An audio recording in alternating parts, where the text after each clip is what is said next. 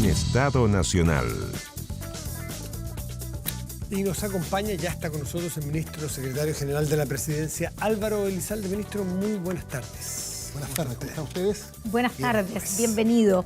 Queremos partir por algo que quedó del, no sé si escuchó la entrevista al expresidente encargado de Venezuela, Juan Guaidó, pero una de las cosas que dijo es que, así como valorando la postura que ha tenido el presidente Gabriel Boric con respecto a no, digamos, a no reconocer el supuesto triunfo de Nicolás Maduro, pero dijo que debía, lo que tocaba ahora era que debía reconocer el triunfo de Edmundo González como presidente electo de Venezuela.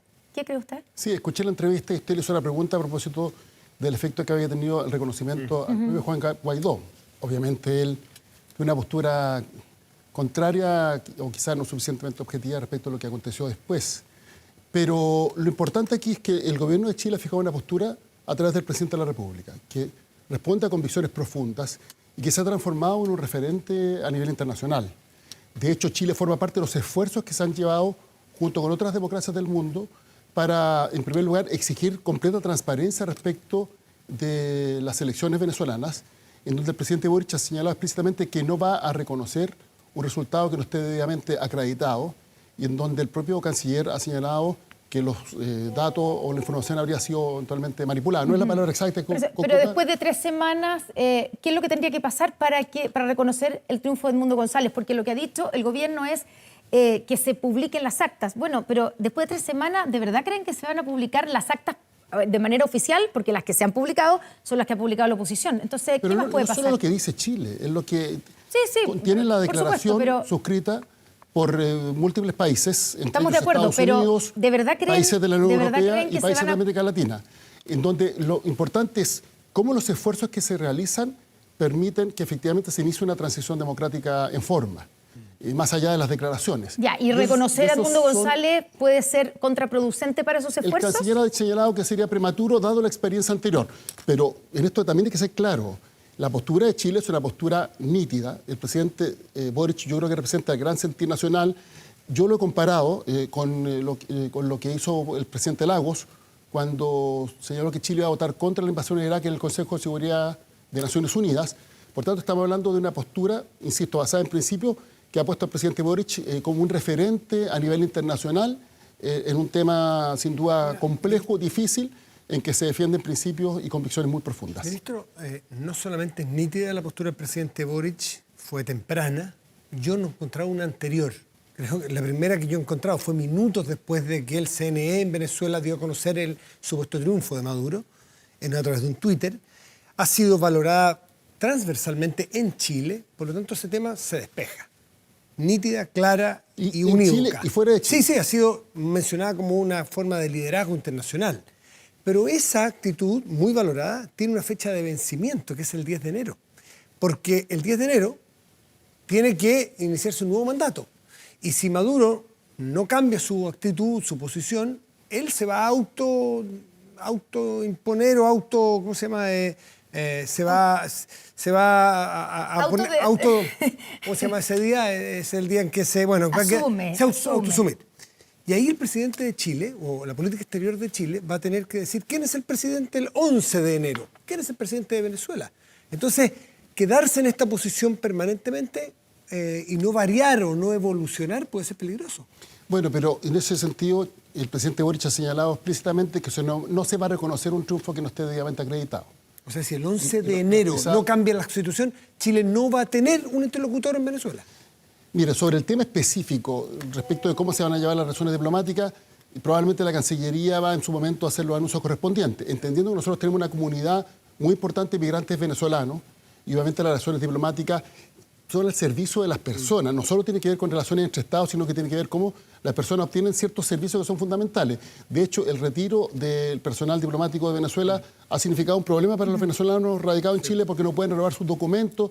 Eso tiene efecto en lo que son nuestras leyes migratorias. También tiene efecto si es que ellos desean eventualmente viajar fuera del país. En fin, genera una complejidad y respecto de eso, obviamente la Cancillería en su momento señalará lo que corresponde. Pero lo que hay que rescatar es que el presidente Boric ha marcado un punto de vista que tiene que ver con una visión profunda respecto de lo que entendemos por la democracia, el respeto restricto a los derechos humanos y que, por decirlo de una manera, aplica una misma vara respecto de todo tipo de situaciones de similar naturaleza. Ya, pero para que quede súper claro, si llegamos a enero, cuando asume el próximo mandato y asume Maduro, que es la lógica que podría ocurrir pensando en dónde estamos hoy día, Chile no va a reconocer a ese gobierno y a ese presidente. El presidente ha dicho que no se reconoce el triunfo. Respecto de los otros temas más específicos, algo que obviamente la Cancillería va a ir informando en su oportunidad, pero lo que está haciendo Chile, y eso lo quiero destacar, es participar de los esfuerzos de la comunidad internacional con el objeto de garantizar una transición pacífica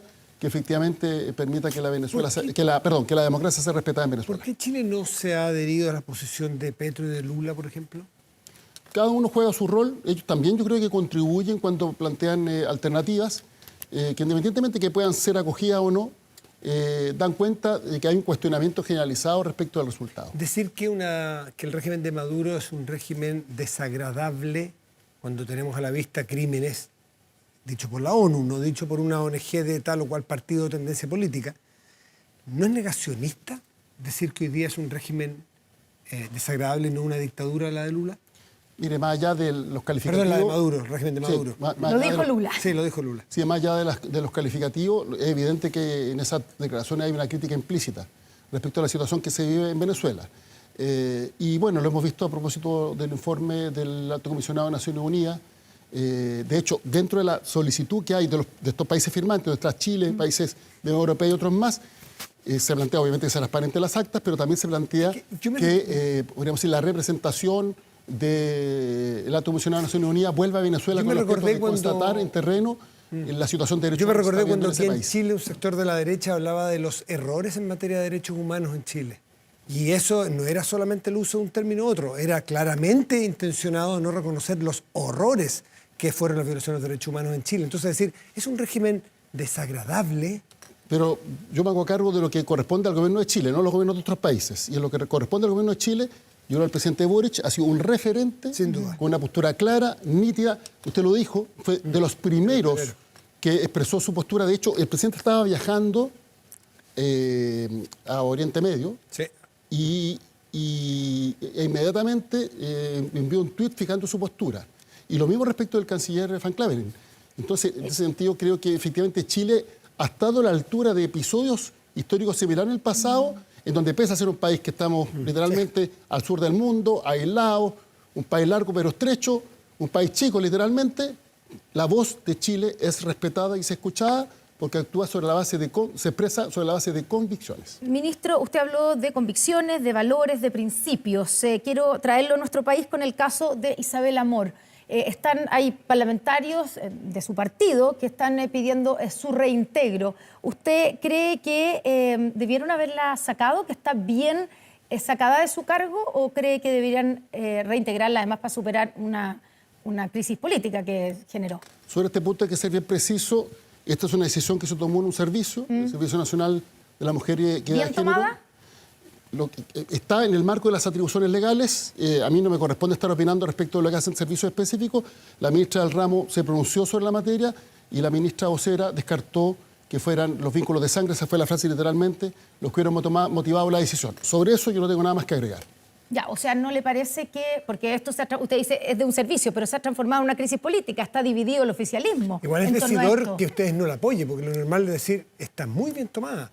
Apoyamos a la ministra Orellana, no lo hemos escuchado ni de usted ni de la ministra Tobá, es decidor eso. Pero lo que nosotros hemos señalado es que son decisiones que se toman en el ámbito de las competencias legales de los distintos servicios y fue la directora del propio servicio la que señaló cuáles eran las causas. Sobre eso yo no tengo nada más que agregar. Pero cuando hay servicios como impuesto de interno o alguna decisión del ministro Marcel y ustedes están como gobierno detrás de ella, salen en bloque a decir, sí, pero está muy bien lo que ha hecho el ministro, que no lo hemos visto en lo que a mí respecta, yo soy siempre de una sola línea y por tanto las decisiones que se toman en el ámbito de las competencias específicas las respeto y no agrego nada más. ¿Ya no cree que es una crisis política esto?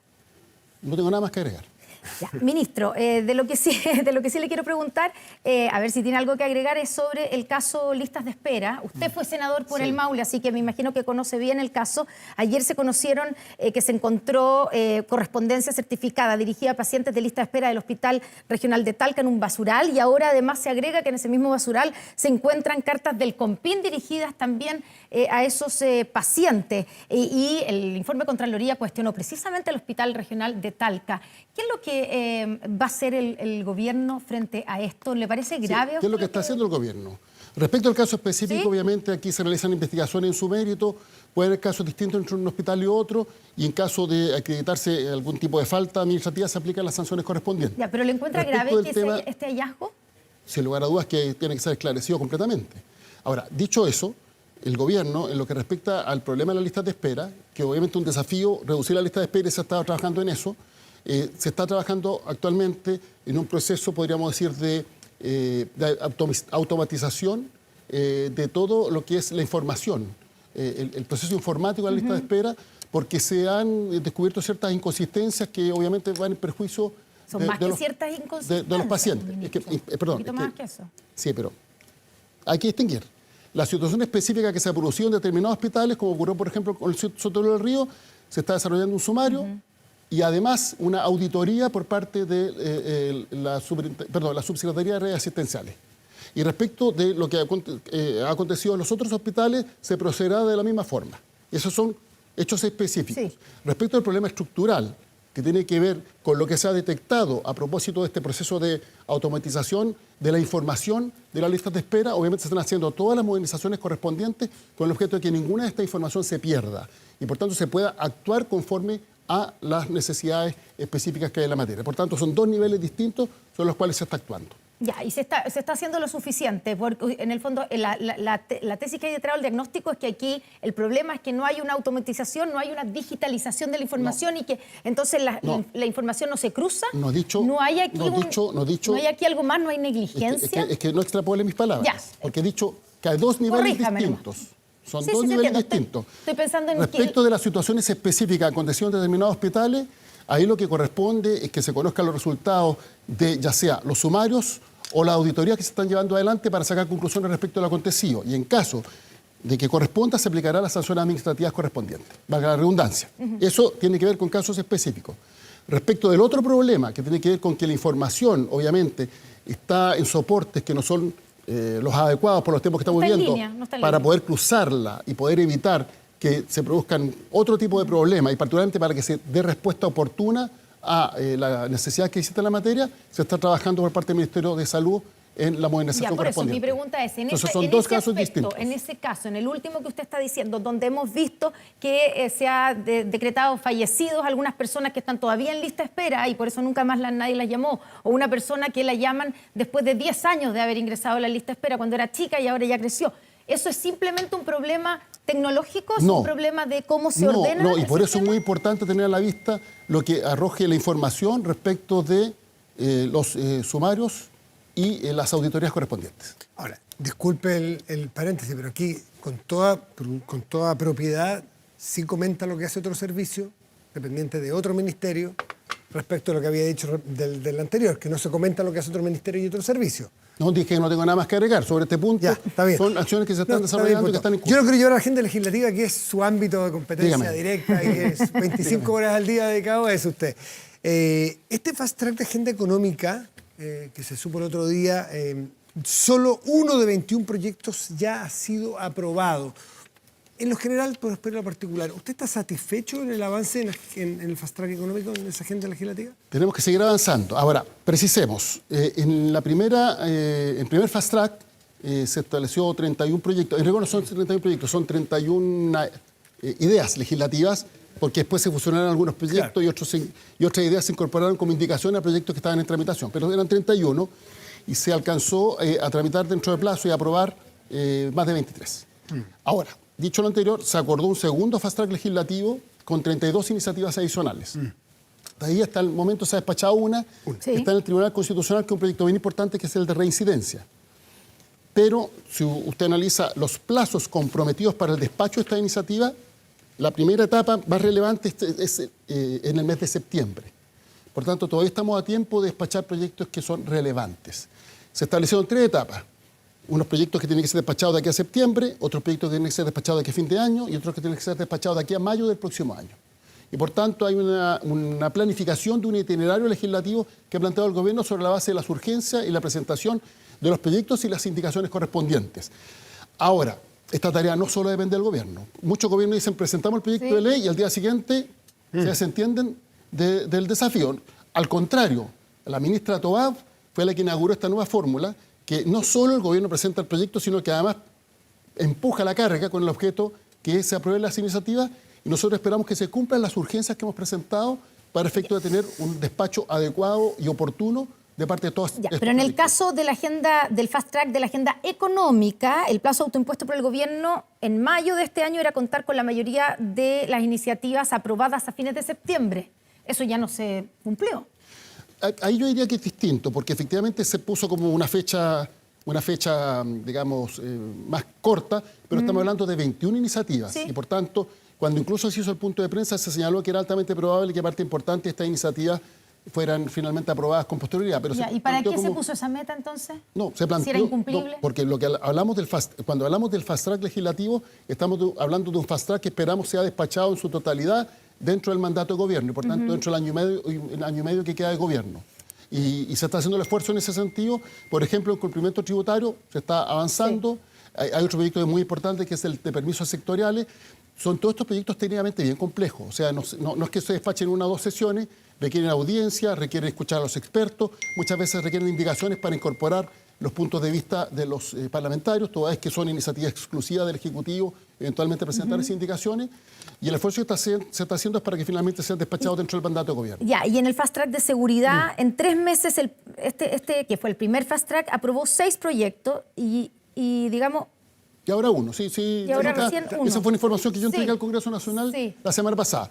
Sobre eso, aquí nosotros como gobierno obviamente presentamos las urgencias, presentamos los proyectos y presentamos las indicaciones. Pero quien aprueba la ley del Congreso Nacional. No quiero con esto hacer una crítica al trabajo que están realizando, porque hay diferencias. Hay comisiones que han sido muy eficientes, hay presidentes que han sido muy respetuosos de las urgencias parlamentarias y hay otros que no tanto, pero finalmente el despacho de los proyectos es una tarea que tiene que corresponde al Congreso Nacional. Porque si era fast track era porque era tanto en lo económico como en materia de seguridad, son urgencias, son necesidades de no hoy, pero de lo más fast track posible. ¿Dónde están los nudos en ambas materias que usted nos permite avanzar? Hay proyectos que efectivamente en aspectos específicos hoy día no existe el consenso adecuado o el consenso necesario para su ¿Qué materias? Por ejemplo, en el Ministerio de Seguridad corresponde todavía definir cuál va a ser la representación territorial, es decir, en las regiones del Ministerio de Seguridad y en segundo lugar, cuáles van a ser las tareas que le van a corresponder al Ministerio del Interior una vez que se desprendan las tareas de seguridad.